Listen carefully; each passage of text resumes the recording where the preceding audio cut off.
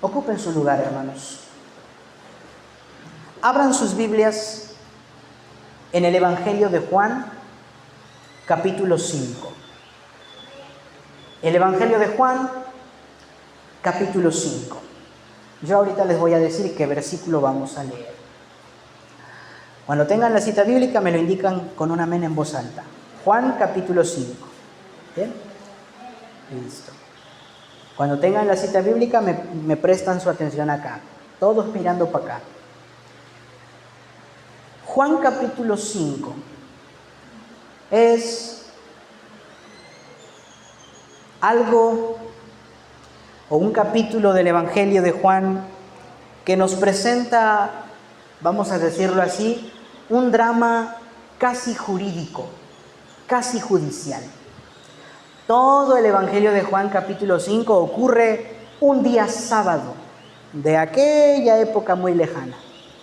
Todo comienza con nuestro Señor acudiendo al estanque de Betesda, encontrándose con el paralítico que llevaba 38 años con esa condición. El Señor lo sana, le dice, toma tu lecho y vete.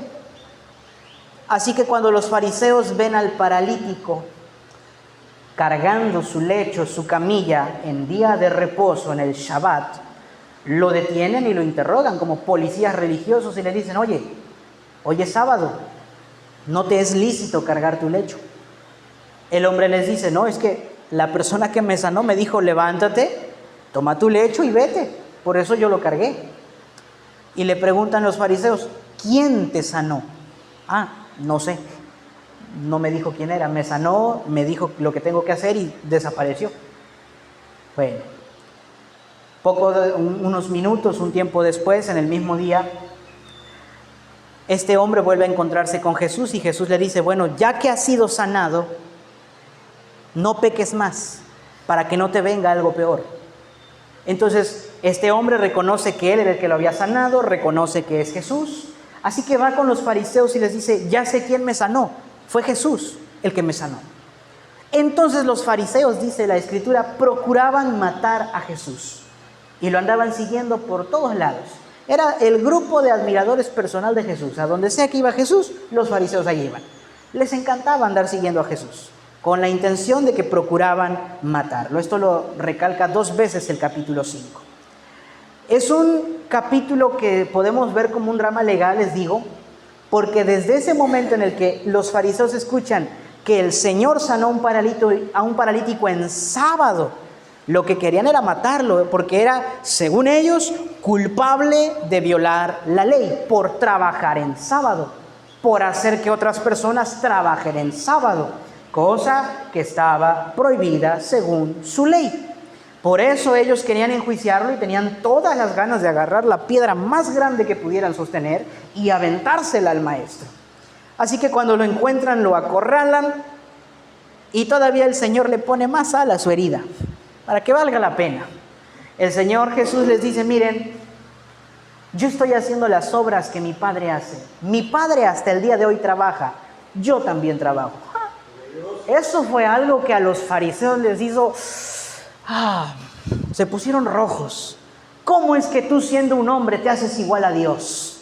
Si ya lo querían matar por violar el sábado, ahora por hacerse igual a Dios, por decir que es hijo de Dios, lo querían lapidar en ese momento.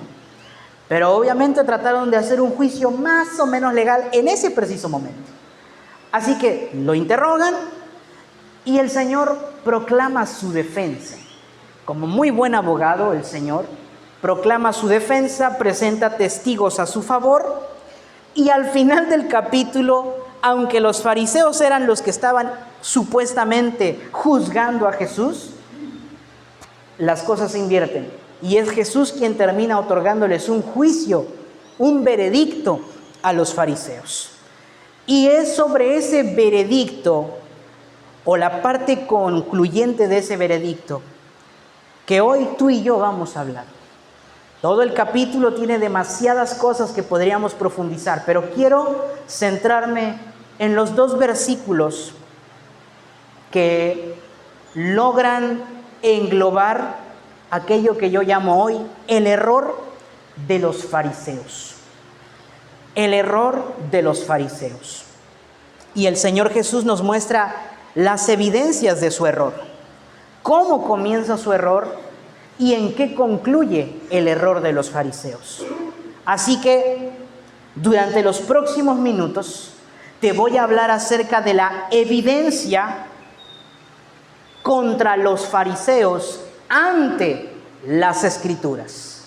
Evidencia contra los fariseos ante las Escrituras. Ellos buscaban juzgar a Jesús. Jesús terminó otorgándoles un juicio legal a ellos con testigos, con alegato final, con veredicto y un diagnóstico totalmente sincero y avalable. De tal manera que a la luz de este error de los fariseos y de que las evidencias nos muestran algo muy importante, quiero que tú y yo examinemos nuestra vida a la luz de la evidencia contra estos fariseos. Para esto te voy a pedir que te posiciones en el versículo 39 y el versículo 40. Ahí vamos a encontrar las evidencias contra los fariseos ante las Escrituras. Es un versículo o un par de versículos muy conocidos por todos nosotros. Vamos a leer juntos versículo 39 y versículo 40. Dice la palabra del Señor: escudriñad las Escrituras, porque a vosotros os parece que en ellas tenéis la vida eterna, y ellas son las que dan testimonio de mí, y no queréis venir a mí para que tengáis vida. Esos dos versículos resumen todo el hilo del capítulo 5. Escudriñad las Escrituras, porque a vosotros os parece que en ellas tenéis la vida eterna, y ellas son las que dan testimonio de mí, y no queréis venir a mí para que tengáis vida. Son dos versículos, pero me quiero tomar la libertad de usar otra versión que me ayuda un poquito más a la sintaxis de los puntos. La versión PDT, Palabra de Dios para Todos, y la versión DHH, Dios habla hoy, dicen prácticamente lo mismo. Ustedes estudian las Escrituras con mucho cuidado, porque ustedes piensan que en ellas está la vida eterna, y esas mismas Escrituras son las que dan testimonio de mí, pero ustedes no quieren venir a mí para tener esa vida. Es un poquito más claro, con un lenguaje más actual al que nosotros estamos acostumbrados. ¿Por qué elijo esta versión? Cabe aclarar. Porque en la primera parte del versículo 39, estas versiones logran dividir el significado de la palabra escudriñar. La palabra escudriñar significa estudiar a detalle. Entonces, está la licencia para traducir como las otras dos versiones lo hacen. Ustedes estudian las Escrituras con mucho cuidado, con mucho detalle, a profundidad. Es lo mismo que decir escudriñad las Escrituras. Es lo mismo, solo que escudriñad es como que reunir los dos conceptos en una sola palabra.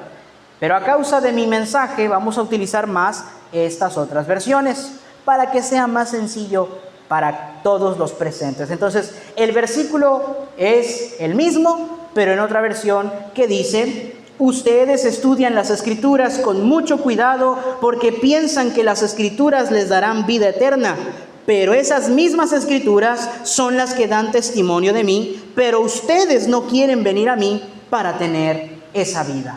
Entonces, vamos a analizar que en estos dos pasajes nos encontramos con 5 cosas que las evidencias nos demuestran. 5 cosas muy importantes, que estoy seguro que las primeras, todos nos vamos a sentir identificados con ellas. Todos. En las primeras 3, todos vamos a poder decir: yo soy un fariseo. Al menos eso espero. Pero las últimas 2, la 4 y la 5, son el punto de quiebre. son el punto de quiebre. Así que te pido toda tu atención, mi querido hermano, mi querida hermana, y vamos a comenzar analizando estas evidencias en contra de los fariseos. Primero que nada, el Señor Jesús comienza dándonos a conocer que la evidencia muestra la actividad de los fariseos. La actividad de los fariseos es lo que primeramente sale a relucir. Es lo primero que el Señor Jesús menciona. Ustedes estudian, ¿qué cosa? Las Escrituras. Esa es la actividad de los fariseos. La evidencia del Señor comienza diciéndoles, esto es lo que ustedes hacen. Ustedes estudian las Escrituras. ¿Por qué es importante hacer énfasis en esa sencilla frase? Porque la actividad de los fariseos, que consistía en estudiar las Escrituras, era algo muy diferente al concepto que tú y yo tenemos el día de hoy.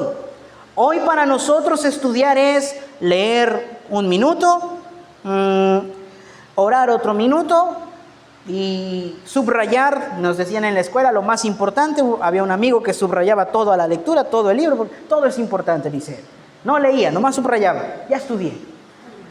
Para nosotros estudiar es algo tan aburrido y a veces cuando lo hacemos de forma superficial, y si lo comenzamos a hacer nos da sueño.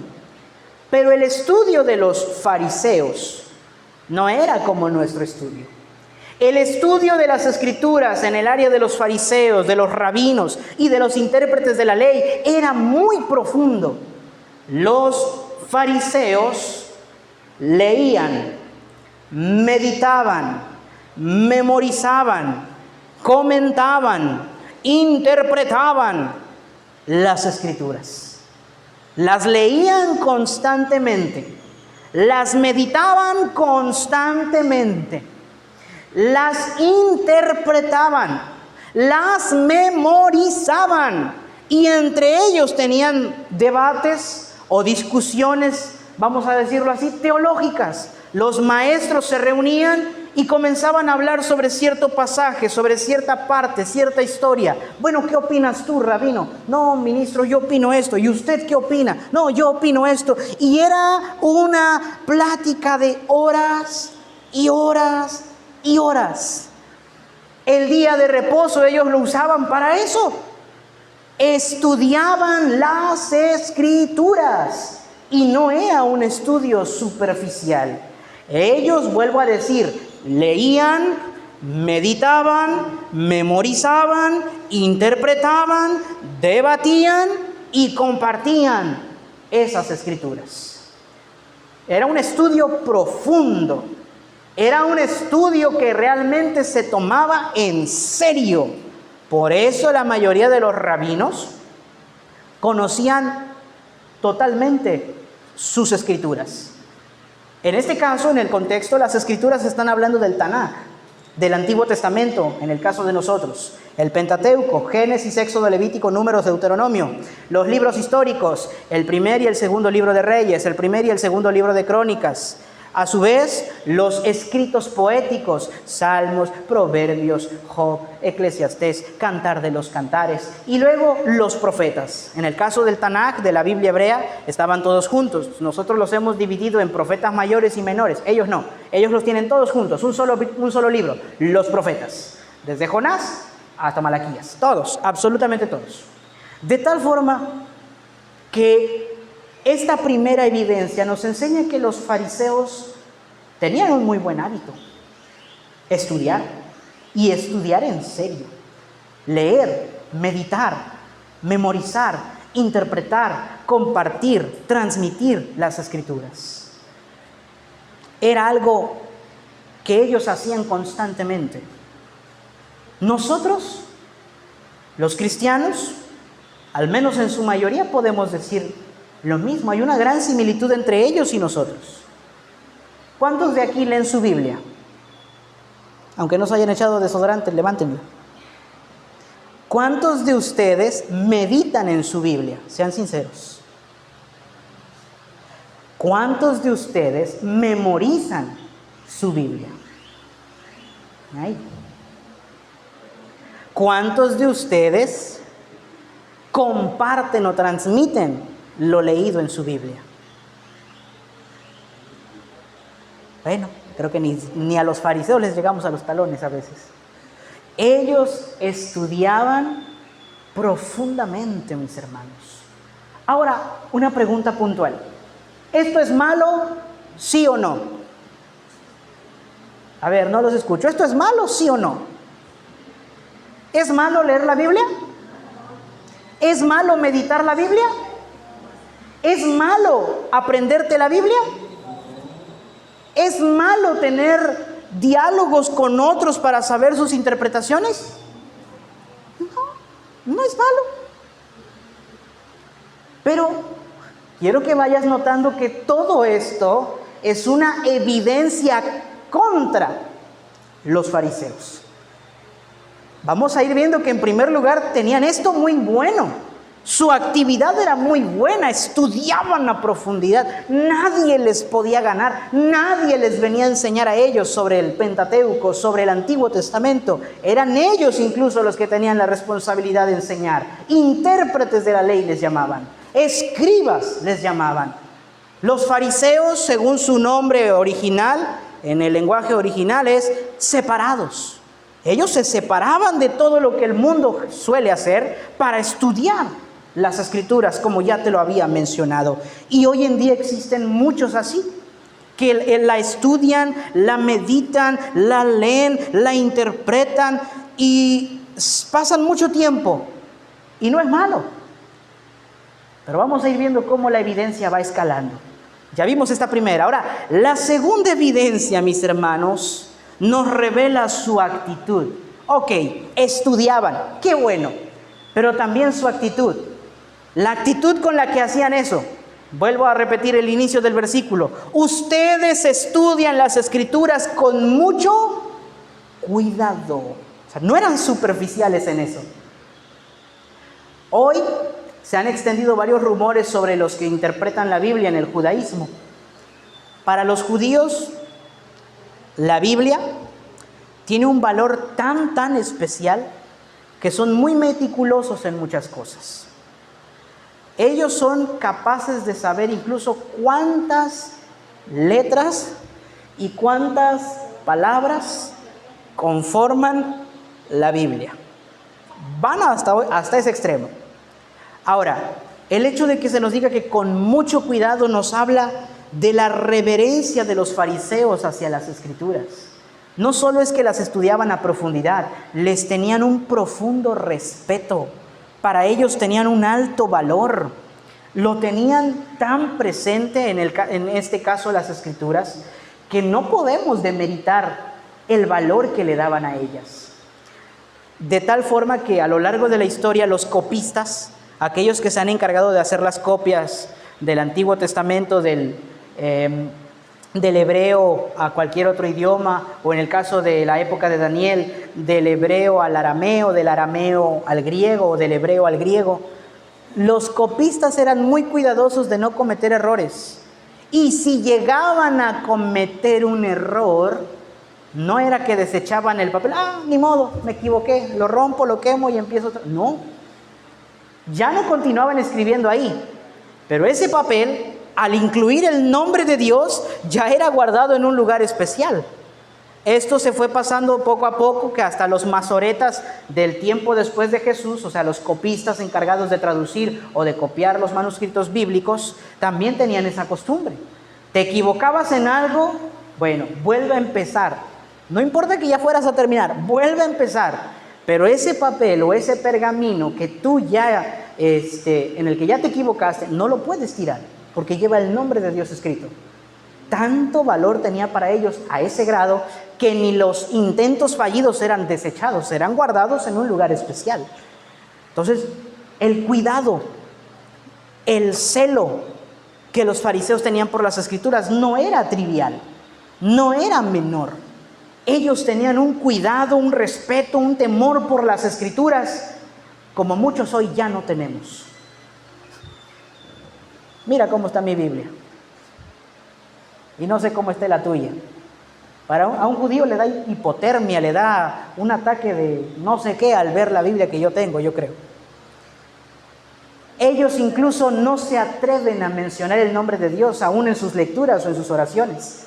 Contestando una pregunta que la hermana me hacía hace mucho tiempo, ¿por qué ellos hacen esto? Bueno, porque cuando van a llegar al momento de mencionar el nombre de Dios, aquel famoso tetragramatón, Yud Hei Bau Hei, ellos no, por miedo no lo quieren mencionar, porque además el nombre de Dios es inmencionable. Hoy a nuestro español se ha traducido como Jehová, Yahweh, Yahvé, pero ellos no lo mencionan. Así que cuando llega el momento de que van a recitar la oración o su lectura y llega el momento de mencionar a Dios, se callan, guardan silencio y lo único que hacen es esto, en señal de que están hablando de Dios o están queriendo pronunciar el nombre de Dios. La reverencia llegaba a tal grado. Su énfasis en el respeto y en el temor de las Escrituras era tanto que aun cuando no se inclinaban o no se meneaban así, no decían el nombre de Dios y lo cambiaron por Adonai, Señor, o por el Eterno. Así de profundo era el respeto que tenían por las Escrituras. La similitud con nosotros otra vez. ¿Tú y yo respetamos la Biblia? O sea, el libro físico, tal cual está, ya no lo voy a volver a alzar, me da vergüenza. El libro físico, ¿respetas la Biblia? ¿Le tienes gran celo a que no se te maltrate, a que no te la desgasten, a que la Biblia con la que tú creíste en Cristo, que ya tiene más de 50 años, pobrecita Biblia, ya debería jubilarse, pero ahí la tienes? ¿Le tienes gran respeto? ¿Somos así o no somos así? También somos así.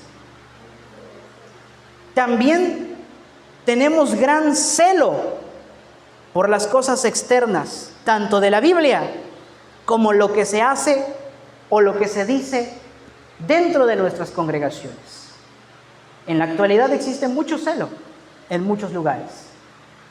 Celo de lo que se debe y de lo que no se debe hacer, de lo que se puede y de lo que no se puede, del cómo, del por qué, del cuándo, Hay mucho celo externo. El celo de los fariseos era externo y extremo. Y nosotros también somos así. Compartimos también esa evidencia.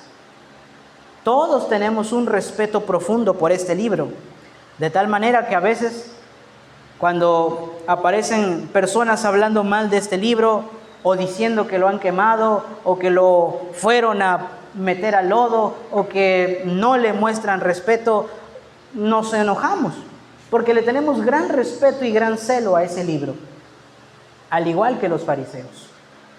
Nuestro temor es genuino.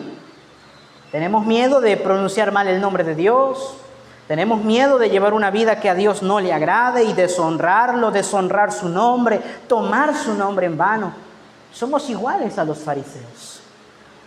La evidencia nos muestra su actitud. Entonces, estudiaban las Escrituras y lo hacían con mucho cuidado. Ahora viene la evidencia que también nos demuestra su motivo. ¿Por qué? ¿Por qué estudiaban las Escrituras con tanta profundidad? ¿Por qué le tenían tanto respeto, cuidado y temor a esas Escrituras? El mismo Señor les dice, porque piensan que las Escrituras les darán vida eterna. En la Reina Valera dice, porque a vosotros os parece que en ellas tenéis la vida eterna. A mí me gustan las dos palabras que las dos versiones mencionan. La versión Palabra de Dios para Todos dice, ustedes piensan. Y la Reina Valera dice, a ustedes les parece. Todo esto habla de la percepción que los fariseos tenían. Ustedes piensan, a ustedes les parece. Percepción, cosmovisión, la mentalidad que ellos tenían. ¿Cuál era su mentalidad? Que en las Escrituras está la vida eterna. Por eso le dedicaban tanto tiempo al estudio. Los rabinos del tiempo del Señor decían incluso que si tú quieres tener vida o encontrar la vida, tienes que leer la ley de Moisés. Tienes que guardar la ley. Tienes que cumplir la ley. Lee, estudia, medita, apréndete. Eso es lo que te dará la vida eterna. Esa era su definición. Por eso la tenían en alta estima. Por eso la estudiaban mucho, porque se les había enseñado que la escritura, las escrituras eran el fin para obtener vida eterna. O sea, que en ellas estaba la vida eterna. Nota esto. Ellos no creían que las escrituras eran el medio para anunciar la vida o el medio para presentar a la vida. No, para ellos las escrituras eran lo que les iba a dar vida en sí mismo, que pareciera ser lo mismo, pero no lo es. El mismo Jesús más adelante nos va a decir que esto, la cosmovisión que ellos tenían, era de alguna forma incorrecta o incompleta en sí misma. Entonces, el motivo de los fariseos al estudiar las escrituras con cuidado era, bueno, si las estudio voy a tener vida eterna. Si hago lo que dicen, voy a tener vida eterna. Si cumplo lo que está ahí, voy a tener vida eterna. Si las tengo siempre conmigo, voy a tener vida eterna. Y hoy en día, la similitud con la actualidad es muy parecida. ¿Por qué tú te tomas el tiempo de venir aquí? ¿Por qué te tomas el tiempo de escuchar a este servidor que cuando se emociona predica hasta 80 minutos y tú ya te quieres ir? ¿Por qué, aunque a veces no quieras, no tienes ganas, terminas viniendo? Y aunque a veces te estás durmiendo ahí a media predicación, estás aquí. ¿Por qué? Es una pregunta sincera. Porque nosotros también tenemos la misma cosmovisión que los fariseos. Porque muy en lo profundo nosotros sabemos que en las escrituras hay un propósito, una conexión con la vida eterna. Creo que todos ustedes tienen esa misma convicción que yo. No estaríamos aquí si no creyéramos lo que dice la escritura. No estaríamos aquí si no creyéramos que la Biblia nos afirma que tenemos necesidad de encontrar la vida. Porque la misma Biblia nos afirma que la humanidad está muerta en delitos y pecados. Todos tenemos la misma cuestión de los fariseos acá. A mí me parece que aquí está la vida eterna. Yo estoy seguro de que lo que escucho acá me va a traer vida eterna.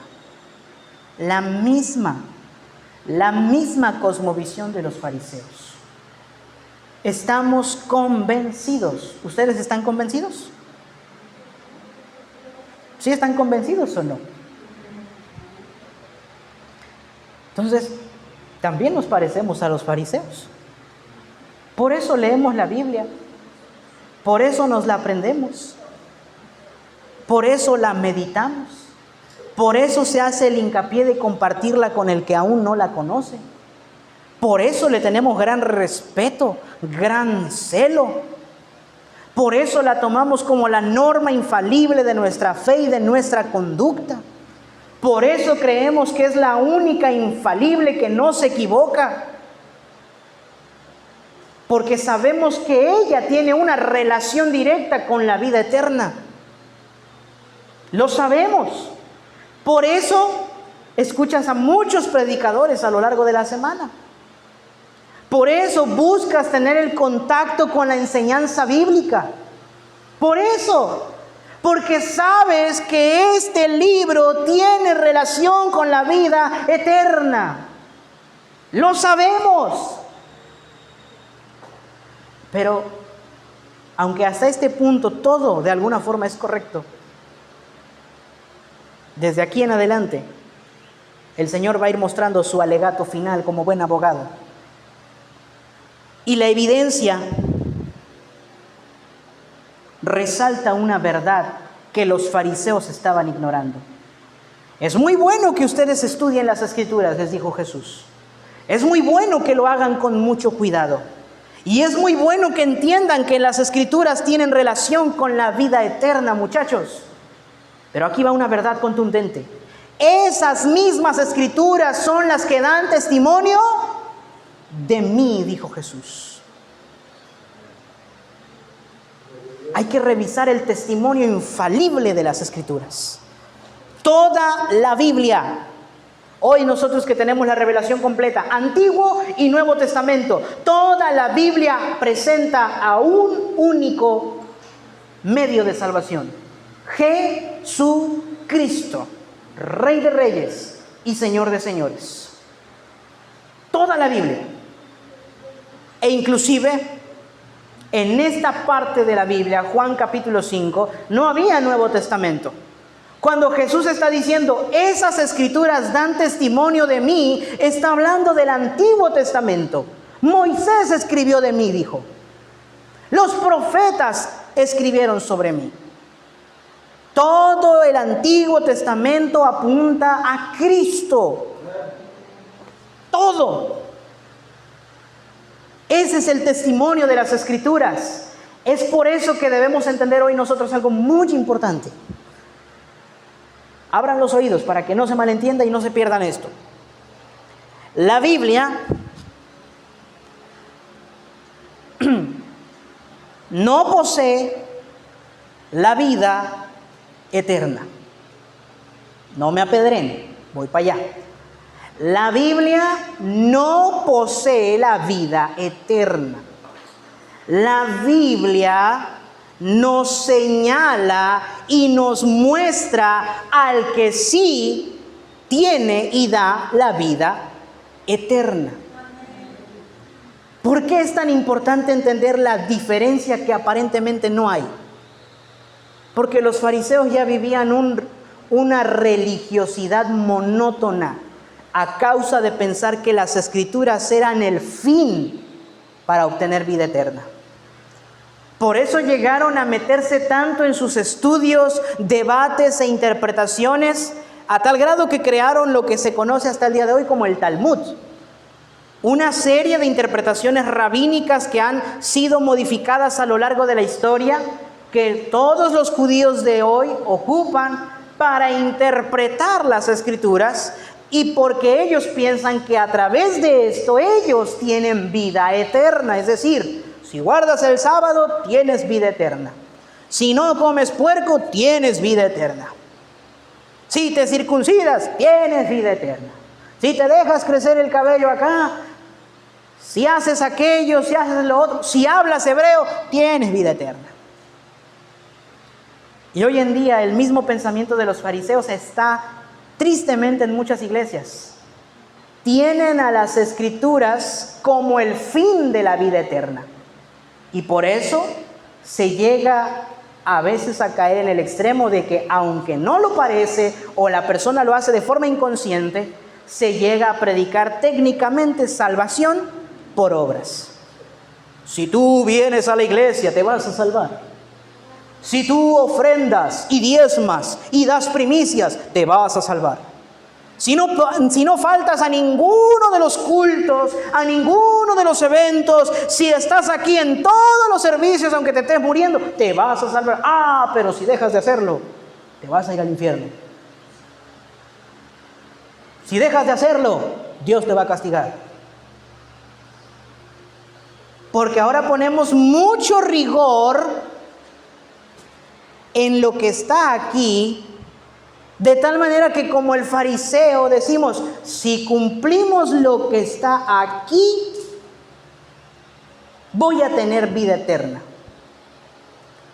Pero la Escritura, me están mirando raro, yo no quería decirlo, pero la Biblia es clara en una cosa: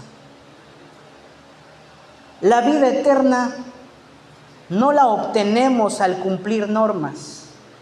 La vida eterna no la obtenemos al dejar de hacer cosas malas.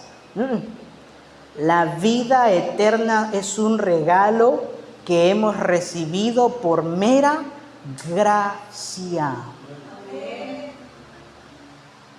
Esta es la vida eterna. Jesús oraba al Padre en Juan 17, que te conozcan a ti, el único Dios verdadero, y a Jesucristo, a quien tú has enviado.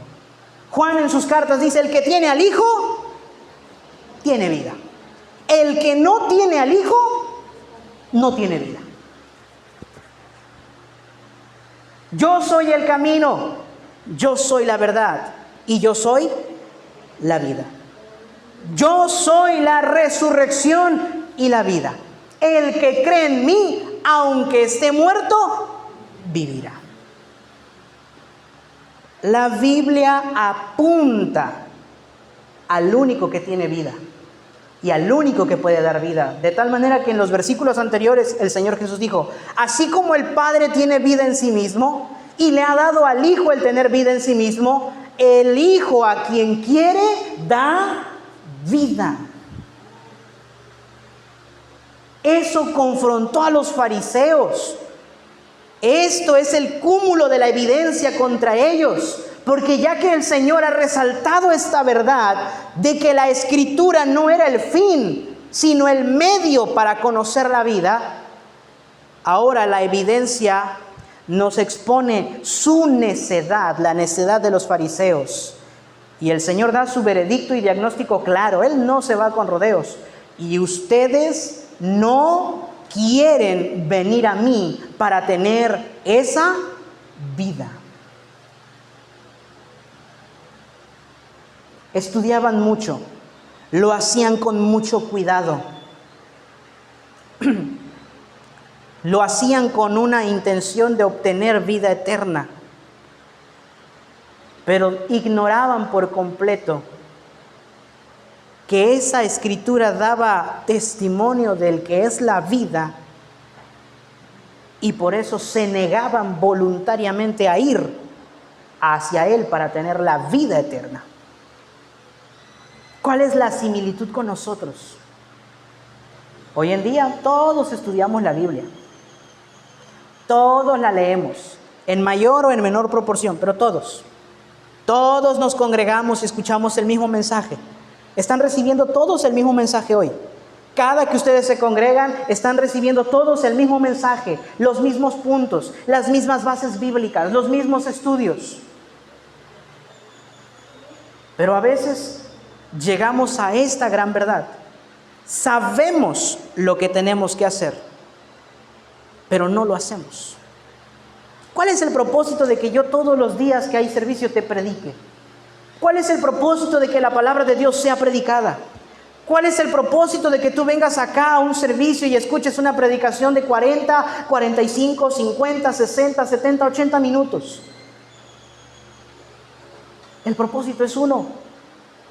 Todo mensaje nos debe llevar a Cristo, porque Cristo es el único que transforma nuestras vidas. Yo estoy seguro que todos nosotros sabemos con qué cosas batallamos. Todos nosotros sabemos nuestras debilidades. Y en muchos casos todos conocemos las debilidades del que está a nuestro lado, o enfrente de nosotros, o atrás de nosotros. Todos. No somos ignorantes. Los fariseos tampoco lo eran. Nos encanta estudiar y aprender versículos bíblicos. Nos encanta escuchar prédicas porque nos emocionamos, decimos amén y a veces le comentamos al predicador o le decimos al predicador, sea en redes sociales o en físico, me gustó su mensaje, hermano, mire, me llegó al corazón, aleluya, gloria a Dios, amén. Ya quieren hasta brincar los hermanitos, pero ¿de qué tanto sirve que las estudiemos con mucho cuidado, sabiendo que aquí está el medio para llegar a la vida eterna, si al final, por voluntad propia, no vamos a ir al único que tiene vida?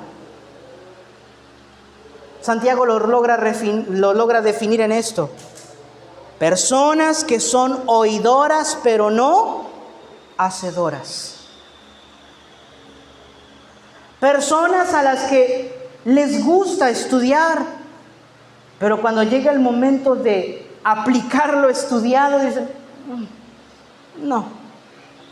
no es para mí.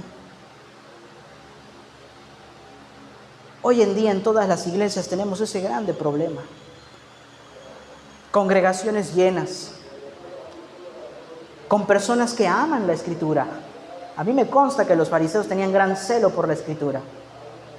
Con personas muy capaces, muy inteligentes, muy intelectuales, muy estudiadas en el lenguaje de las Escrituras. Te saben hablar de la teología, de la cristología, de la escatología, de la epistemología, de la soteriología, del griego, del hebreo, del arameo. Pero a veces ves a personas que no llevan una vida que le agrada a Dios. ¿Por qué? Por esta evidencia que estaba contra los fariseos y que también está contra nosotros. Estudiamos la Escritura. Lo hacemos con mucho cuidado. Sabemos que hay una relación entre la Escritura y la vida eterna. Pero cuando llega el momento de que nos conducen a Cristo y tenemos que poner en Cristo nuestra fe, nuestra confianza, en ir a Cristo tal y como somos y decirle, estoy fallando en esto, estoy haciendo mal esto. Es ahí cuando la misma necedad del fariseo sale en nosotros. No quieren venir a mí. El problema de los fariseos no era ignorancia, era necedad voluntaria. No quiero. Unos versículos antes, en el versículo 33, 34, el Señor les dice, yo no recibo el testimonio de los hombres, pero les digo esto para que ustedes puedan ser salvos. Le está hablando a esa misma gente. Yo les estoy diciendo esto para que ustedes puedan ser salvos. Y luego en el versículo 40 les dice, y ustedes no quieren venir a mí para que tengan vida. No es que ellos no podían acceder a la vida, no querían. ¿Y cuál es el problema de todo esto? Porque esto es el error de los fariseos. Porque los fariseos hicieron un juicio contra el Señor, argumentando que el Señor estaba violando la Escritura. Tú, siendo rabino, en día sábado sanaste, es ilícito, has quebrantado la Escritura. Tú, siendo hombre, te haces igual a Dios, has quebrantado la Escritura que nosotros estudiamos tanto, que nosotros cuidamos tanto, que nosotros sabemos que tienen relación con la vida eterna. Tú eres culpable en este juicio. Y el Señor les dice, bueno, la vida que ustedes están diciendo llevar muy espiritual, en realidad no existe, porque aunque la estudian, aunque la cuidan, y aunque saben que tiene relación con la vida eterna, ya se quedaron únicamente ahí, se han estancado. No quieren venir a mí, aun cuando las mismas Escrituras dan testimonio de mí. ¿Quién está más mal? Les dice, en términos sencillos. Yo tengo testimonio, dijo el Señor. El Padre da testimonio de mí. Juan el Bautista dio testimonio de mí. Las obras y los milagros que hago, dice, dan testimonio de mí. Moisés da testimonio de mí. La Escritura da testimonio de mí. Por eso el juicio terminó muy diferente a como empezó. Primero en la parte acusadora los fariseos y en la parte acusada Jesús. Pero al final cambiaron los papeles. Jesús les dice, ¡epa! No, aquí las cosas están al revés, mijito. Eres tú, son ustedes los que afirman tener vida, pero no quieren venir a mí, por lo tanto no tienen vida. Saben mucho, pero no vienen a mí. Conocen mucho, tienen mucho celo, pero no quieren venir a mí. Esto es lo que ocurre en nuestras congregaciones el día de hoy. Apocalipsis lo logra describir como aquellos cristianos que han perdido su primer amor. Yo estoy seguro que muchos de nosotros no sabemos muchos versículos. Y no está mal, aclaro. Por si acaso alguno hoy está pensando, ¿el pastor está en contra de que estudiemos? ¿El pastor está en contra de que escuchemos a otros predicadores? ¿El pastor está en contra de que memoricemos la Biblia? No. Yo soy uno de los mayores defensores de que un predicador y un cristiano debe estar siempre preparado, dijo Pedro, para presentar defensa de su fe. Pero el problema está en cuando solo nos quedamos ahí. Así como hoy. Hoy están escuchando este mensaje. Yo no sé de la manera en la que Dios esté hablando a ustedes. Hoy tal vez Dios está diciendo, sí, la estudio, pero nada más la estudio. La memorizo, pero no hago nada con ella. Cuido mucho el libro físico, pero ni siquiera cuido cómo esa palabra tiene que tomar forma en mi vida y en mi carácter. Lo único que hago es cuidar el libro, que nadie me lo maltrate, que nadie me lo raye, que nadie le doble las hojas. Celo externo, pero no hay un verdadero celo interno. Hoy me gustaría exponerle a esta iglesia en particular y a quienes nos escuchan a través de la pantalla que busquemos ser cristianos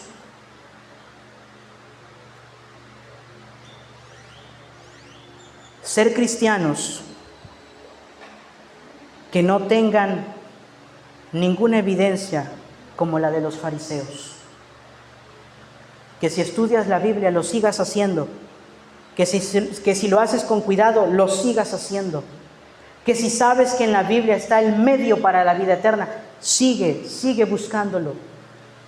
Pero entiende que las Escrituras dan testimonio de Cristo y la vida transformada, la vida que a Dios le agrada, no es una vida de normas en donde haces lo que tienes que hacer y no haces lo que no tienes que hacer, sino una vida donde Cristo viene a darte esa misma vida, porque Él es el único que nos puede dar vida y vida en abundancia.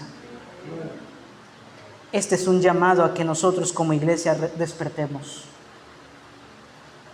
Yo me considero un fariseo muchas veces.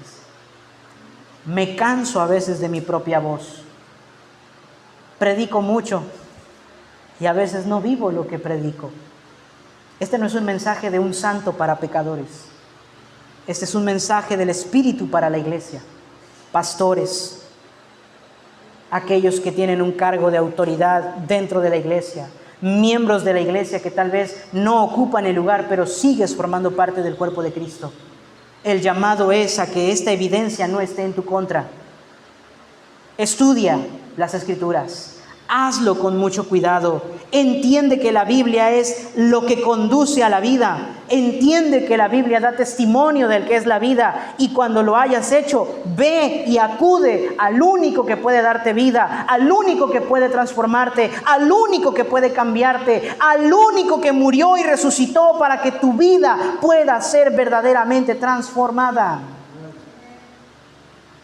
Que esta evidencia no esté contra ustedes ni contra nosotros, porque va a llegar el día del juicio. Jesús le terminó diciendo a los fariseos: en aquel día Moisés será quien los juzgue a ustedes, le dijo. Ustedes confían en Moisés, han tenido su esperanza en Moisés, en la ley de Moisés. Bueno, les digo algo, Moisés los va a juzgar en aquel día, porque si le creyeran a Moisés, me creerían a mí, porque de mí escribió Moisés. Bueno, hoy nosotros que tenemos este libro en alta estima, este libro también nos va a juzgar en ese día, porque creemos en este libro, y si creemos en este libro da testimonio de Jesús. Este libro da testimonio del poder de Jesús. Este libro da el testimonio de la resurrección de Jesús. Este libro da el testimonio de que cuando Cristo viene a tu vida tiene que cambiar por completo. Pero si nos quedamos únicamente en este libro, en la teoría, nos volvemos religiosos, carentes de toda vida posible.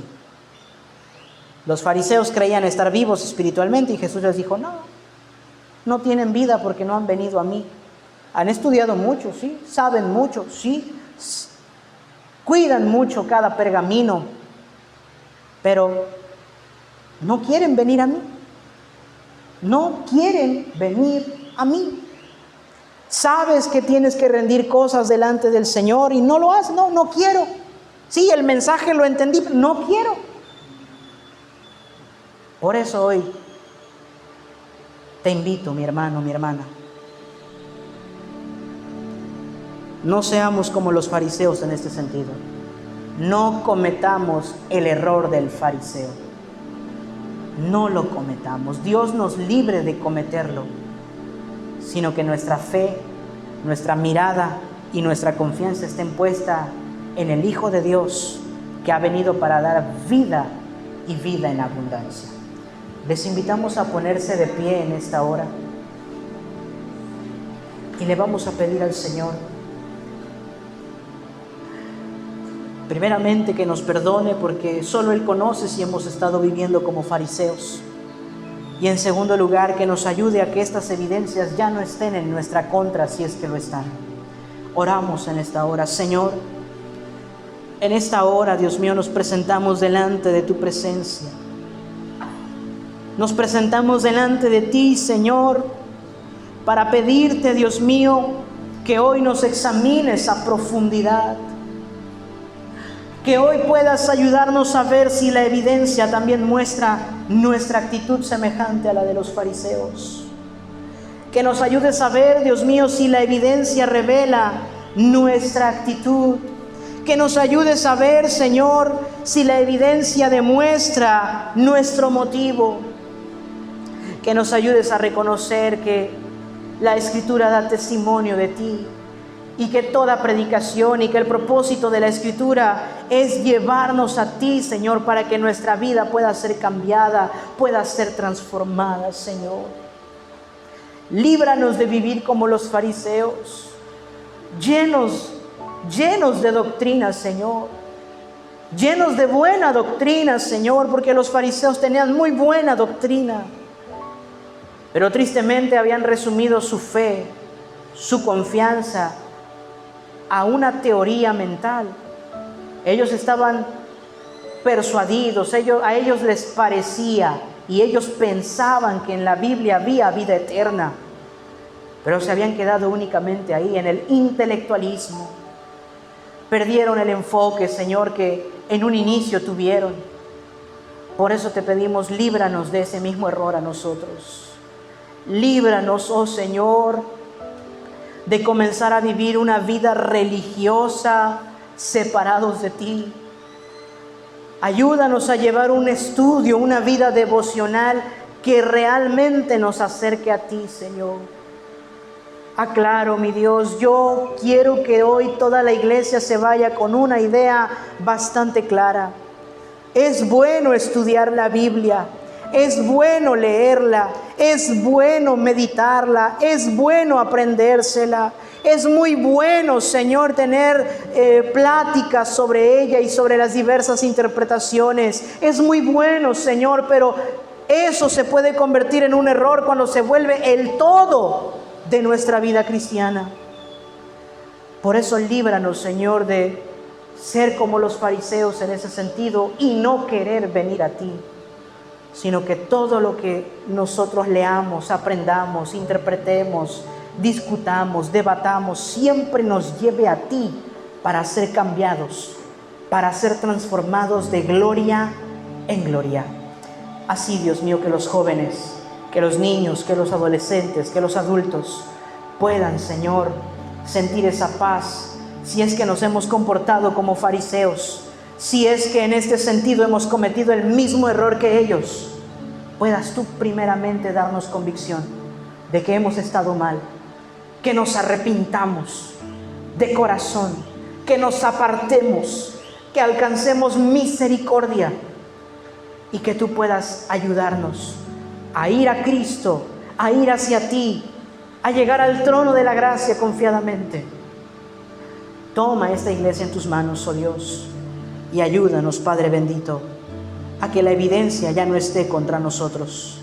Que hoy podamos comenzar un nuevo capítulo en nuestra vida y en nuestra relación contigo, libres de todo legalismo, libres de todo libertinaje, libres de todo conformismo, que seamos cristianos genuinos, que amen tu palabra, pero que tu palabra siempre nos conduzca a ti, bendito Señor Jesús, en tu santo y en tu bendito nombre. Amén y amén. Bueno, hermanos, este ha sido el mensaje de hoy. Procuremos no caer en el error de los fariseos. Procuremos no persistir en él si es que estamos en él. Y si todavía no estás en él, pues qué bueno. Dale las gracias a Dios y pídele que nunca te deje caer en él. Pero de antemano este es el mensaje. Que Dios les bendiga y que Dios bendiga a quienes nos han escuchado a través de la pantalla. Nos vemos en el próximo servicio.